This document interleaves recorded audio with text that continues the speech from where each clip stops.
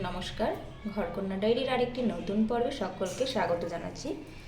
আজকে আমি লাল শাক ভাজি দেখাবো। তা বাজার থেকে যে লাল শাক নিয়ে আসছি, এই যে এক মুঠ আমি কেটে নিয়েছি, একাটি কিনেছি, তার পরিমাণটা খুবই কম হয়ে গেছে। এই যে এটাকে আমি এভাবে হাতের মুঠে করে ধরে নিয়ে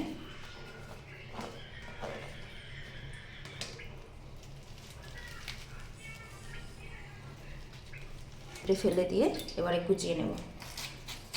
এই দেখেন আমি কিছুটা কুচিয়েও নিয়েছি, আর বাকিটা এখন কুচাবো।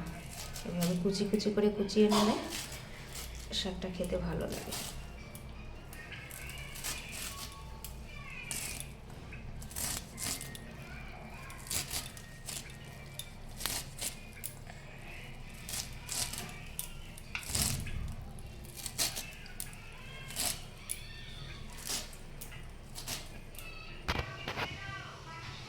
তা দেখুন,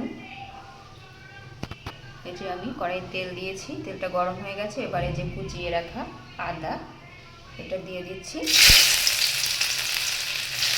এইভাবে লাল শাকে বা যে কোনো শাকে কুচিয়ে আদা দিলে এই আদার সেন্ট ভালো লাগে, আদার সেন্টে শাকটা খেতে ভালো লাগে, আর মুখে একটু কুচি কুচি আদা পরে খাওয়ার সময় ভালো লাগে। আর এবারে দেবো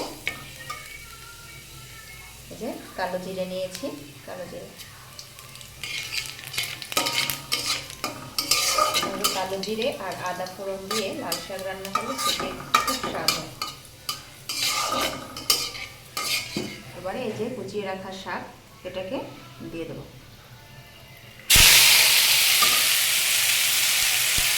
শাকটা খুবই কচি, তাই আলাদা সিদ্ধ করতে লাগলো না,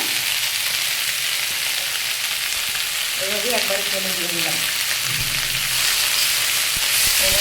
এবার এটাকে নেড়ে চেড়ে মিশিয়ে দেবো।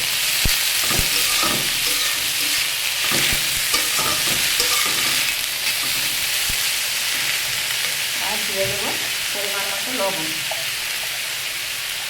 এই যে দেখুন পরিমাণ মতো লবণ দিয়ে দিচ্ছি। শাক তো লবণ বেশি হলে ভালো লাগে না, তাই পরিমাণটা বুঝে শুনেই দিতে হবে। থেকে জল ছাড়তেছে, আর এখানে আমি একটা লঙ্কা দিয়েছি। যে খাবে এটাকে খাওয়ার সময় গুলে নিয়ে খাবে। এবারে এটাকে ঢাকা দিয়ে একটু সময় হতে দেবো। তা এবারে দেখি আমার লাল শাকটার কী অবস্থা। এই যে দেখুন, ঢাকা দিয়ে রেখেছিলাম, জলটা টেনে দিয়েছে। এবারে এটাকে ভালোভাবে নেড়ে চেড়ে পরে নামিয়ে নেব। দেখুন শাকটা কিন্তু প্রায় হয়েই গেছে, একটু নাড়তে হবে।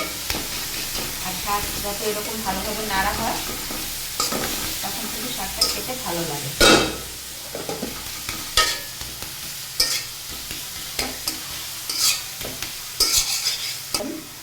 দিয়ে আপনারা শাক রান্না করে খেয়ে দেখবেন, খেতে সেই হয়।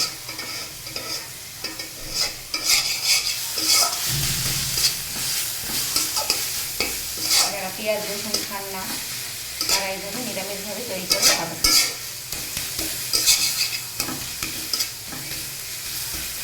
তা আমার এই লাল শাক ভাজার রেসিপিটি কেমন লাগলো অবশ্যই কমেন্ট করে জানাবেন, আর লাইক সাবস্ক্রাইব করে দেবেন, আমাদের পাশে থাকবেন। আর এভাবে যারা নিরামিষ বুঝে আছেন তারা এইভাবে করে খাবেন, খেতে দেখবেন বেশ ভালো লাগে। আর যারা যারা ভালো কমেন্ট করেন তাদেরকে অসংখ্য ধন্যবাদ, শুভকামনা। সকলে ভালো থাকবেন, সুস্থ থাকবেন। আজকে এই পর্যন্তই।